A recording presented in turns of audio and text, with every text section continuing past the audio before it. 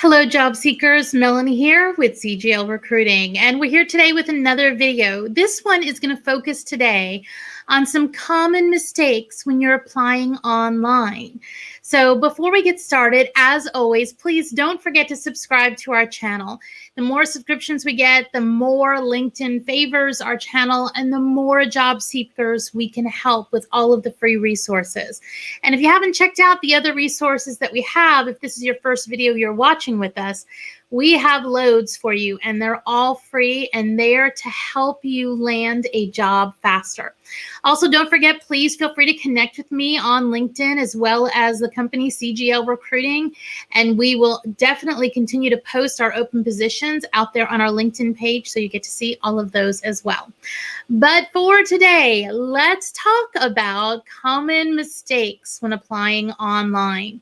Now, as we go through this list, please remember that this process is made so much harder right now because of how many people are on the market. And so many people are applying for online jobs. So this is just one avenue that you should be following for your job search. All right, let's get started and talk about some of those common mistakes. I want to go ahead and start today by talking about believing that no one gets a job by applying online. Now, why did I have to begin with this one? Because there are some people that continually say, oh, nobody gets a job applying online. Nobody, they apply to positions. You get it only through networking. And I'm going to tell you that is absolutely, equivocally not true. I have hired lots of people in my HR career. My company has represented tons of candidates that have applied to positions online. There's a reason it's a billion-dollar industry, the different job postings, because they do work. So please remember at all times, the best way to find a job is going to be through someone you know. But when you look at it from a bigger picture, the best way to find a job is the one that works for you. So do take some time, if you're not, to be applying online to jobs. Let's look at our next one, which is not checking your network before you apply online. Now, remember, when you're looking, especially if you're applying for something using LinkedIn, but even if you're not on LinkedIn and you're on Indeed or RigZone or Monster, Career Builder, whatever, remember, you should always be looking at your network first. Anytime you get a referral from somebody from your network into a company, you get that added push, which a lot of times will get you to an interview. So if you have the option, you always want to check your network first and see if you can apply through that person as opposed to just applying online. Lots of companies offer employee referral programs. So those people are even motivated for you to be presented, meet with the hiring manager, and get hired because they get a bonus in return. And when you're thinking, oh yeah, they get $100, they get $200. No, there are lots of companies that offer much larger bonuses, like $3,000, $5,000 for key hires. So it is definitely a motivating factor for individuals to refer you. Now let's keep going by talking about not adjusting your resume to match the job you're applying for. It is very easy nowadays to just hit that quick apply button and not go through the time of actually adjusting your resume for the position that you're applying for. Man, if you're doing that, you might as well not even apply. Your competition online is fierce. There are lots of people going for these jobs. You need to adjust your resume. Now, don't forget, we have the 2021 resume format. We release a new one every year. You will find the videos out here on our YouTube site, CGL Recruiting, that has the videos and information about those that will make sure the resume that you are using will get you through, the applicant tracking system and have a better chance of getting through the system and a better chance of getting through a person because it's a more readable format. But that format also has a way, and we do cover with you, how you can adjust your resume quickly for every position that you do apply for, so it doesn't become such a chore that you can't actually get it done. The next thing I want you to make sure that you're considering is, if you're not using LinkedIn as the primary upload method into the applicant tracking systems, you're making a mistake. Now, why is this? Now, and let me even back up and say most companies are starting to, that are on the big major ATS systems, are offering this more and more. And you'll see it when you go in and you apply for the position. And usually you just had to have your resume that you uploaded the data. Not anymore. Now a lot of them will say upload data from LinkedIn. If you get that option, say yes. The reason is because LinkedIn and that applicant tracking software have done the work to map their fields together. So more of your data goes up into their system in a much better format. You still have the chance to attach a resume. So don't go, oh, it's going to look different from what my resume looks because my LinkedIn's got more data on it, whatever. Don't stress about that. But if you are applying online and you're given that chance, use the LinkedIn option every time, as long as you have a great LinkedIn profile. If you haven't done the work on your LinkedIn profile, please go off to that playlist on our site and watch those videos. We will walk you through each and every section of your LinkedIn profile so you can put your best foot forward. Another thing that is very important when you're applying online is if you're not applying fast enough, there's a chance you're never even going to get looked at. It is very easy, remember, for people to apply online nowadays. And so what happens is if they get in 1,000 resumes, they're going to look at the first ones that are coming in. Now, if they're using an applicant tracking search feature where they're doing the searches to pull from that 1,000, then it's all about the keywords. But for those that go, and a lot of them do, to look at all the candidates, when they start finding ones that are a match early on, they're going to start scheduling interviews, and those people are going to have a better chance of getting the position than the ones that apply later on. There's even some studies that have been done. I know LinkedIn did one showing this. So how do you make sure you're one of the first ones to apply? Job alerts. You want to set job alerts up, not only on one system, but on as many as you can for key companies and key positions. So for the job alerts, if you're not familiar with what those are, we do have a video on that. Please take a moment and watch that one. They do help you apply faster. The next thing is not being aware of how your answers to questions that are asked during the online process affect your application. And so if you are going through the application online and then you get to questions, those are ones that are going to most times rule you in or out for being considered. Some of them are going to be easy, like if it's hiring for an engineer, do you have a degree in mechanical engineering? And it's going to be a yes or a no answer. Well, if the job description is and the hiring manager are requiring a mechanical engineering degree for that role, when you say no, it's going to automatically move you to the reject pile. So be very careful when you're answering those questions. Don't ever lie, right? But make sure that you're answering them correctly. I had someone who actually answered incorrectly to one of the questions that we had posted for one of our positions. And so it put him in the reject section. And I happened to come across him and I was like, wait a minute, why didn't he apply? He'd be great. Went back, looked, found out that was the issue, and was able to reach out and contact him. What are the chances of that happening with as many candidates and positions that we all do? Not very high. Be careful how you answer those questions. They can get you in that reject pile or through to the next level. Next thing is believing that once you submit your application by clicking that button, your work is done. It is so not. It is not, job seekers. Be that active job seeker. Be the job seeker that works hard to, once you send that, follow up and try to network some people if you didn't already have anybody in your network with that company. See if there's other ways that you can reach out to that company to let them know that you're interested in. Don't just click and be done with it.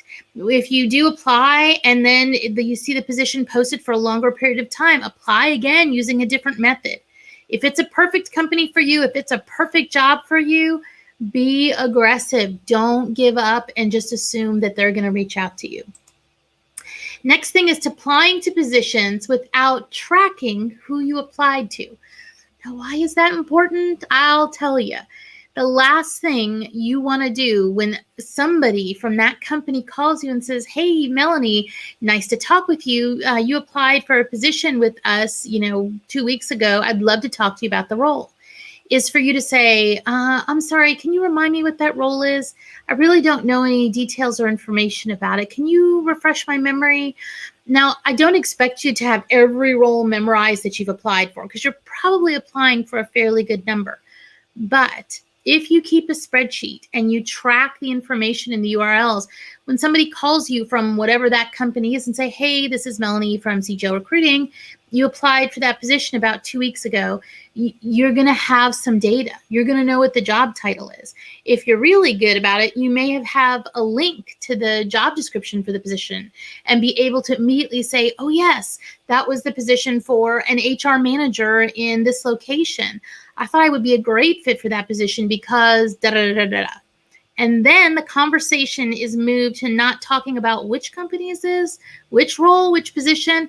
It's focused and changed to you and what's great about you, your skills, your experience, and how they match against this position.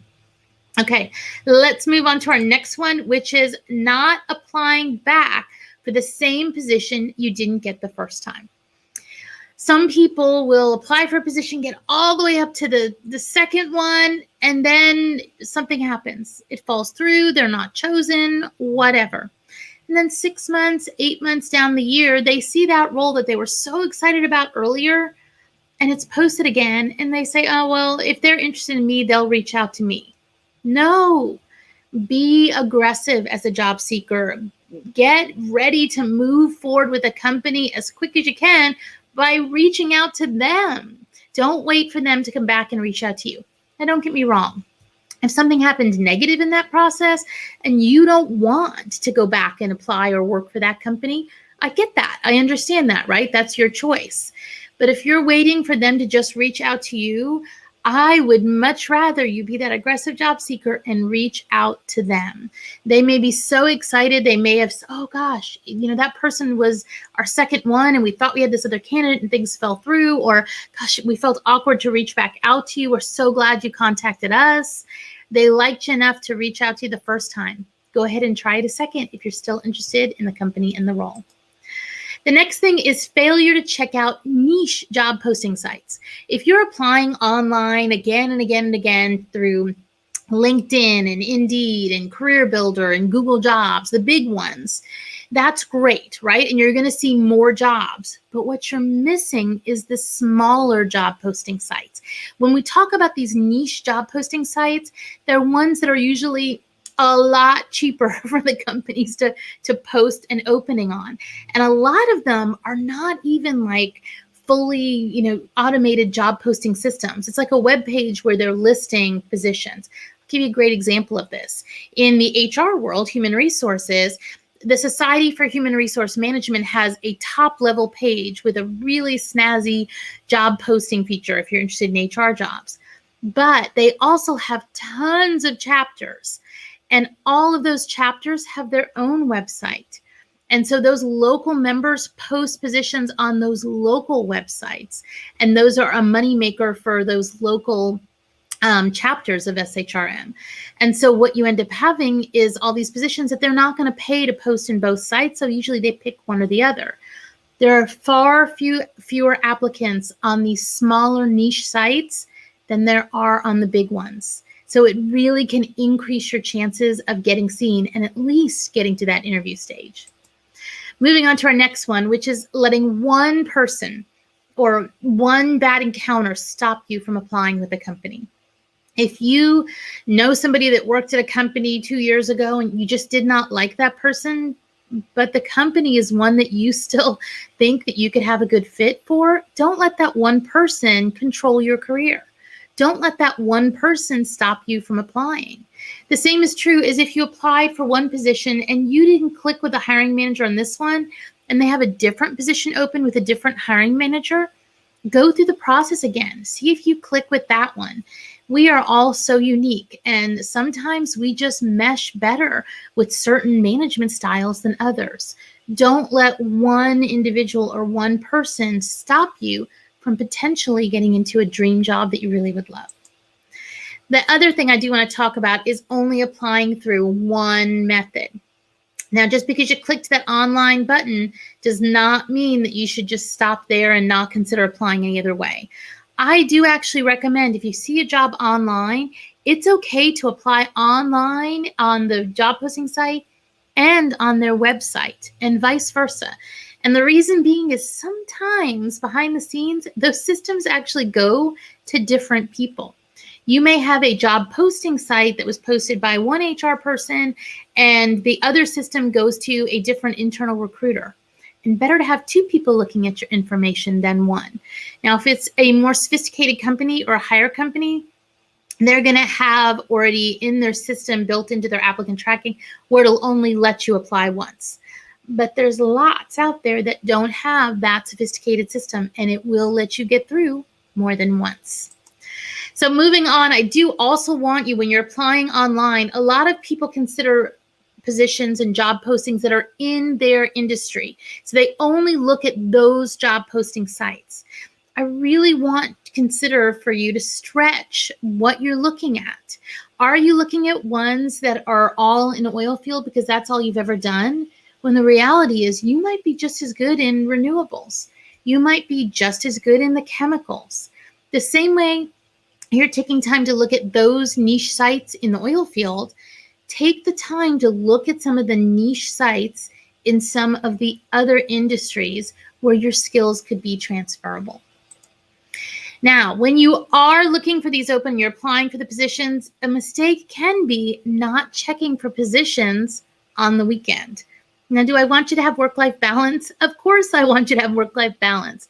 But if you take a couple of minutes to look at job postings Friday night, Saturday, Sunday night, you will see a lot of HR people and recruiters catching up on the weekend. You will see job postings going live during that time frame as they pull down other postings, putting up new ones, getting ready for people to apply in the rush on Monday. Wouldn't you much rather be one of the ones that applies earlier as they posted earlier?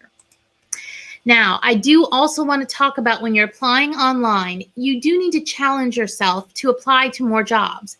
This does not mean go out and apply for everything. Do not click on 1,000 jobs that you're not qualified for. But if you set a goal for yourself when you're applying online, I'm going to every week apply for at least 5 roles that I think are good fits for me. And you hit that 5 and you're done. The problem is you're not stretching yourself to look further. And that's what I want you to do. If you're online only applying to the easy jobs that are easy to be found, you're making a mistake. Instead of setting, I want to apply for 5 jobs this week, you may want to set a goal that's time-based. I'm going to set this many hours of my job search this week looking for jobs that I want to apply to. This much is networking, this much is whatever your different ones are. But if you set it as a time as opposed to a number of jobs to apply for, what you're going to see happen is you may find your 5 really quickly and have all this extra time. And that's when you start digging in a little deeper and you become that aggressive job seeker and researching to find out what other companies, what other jobs, what other sites I haven't visited that will show you opportunities that otherwise you never would have seen.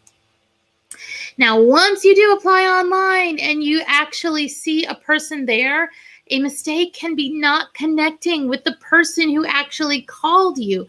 You want to connect with them on LinkedIn. Remember, people that post jobs generally are going to post more in the future. Be connected with them so you see those posts faster. And so hopefully you can reach out to them in the future. So if through this whole online applying process, you get a call on the phone, somebody replies via email, you should take the time to go and connect back with that person on LinkedIn so they become part of your extended network. All right, and my last one that can be a mistake for you that are trying to apply online to look for jobs is letting the process affect your well-being. You can't let this process get you down. It will show. It shows not only when you're interviewing with the different companies, it shows in your motivation level. You have to know that you are more than your job search.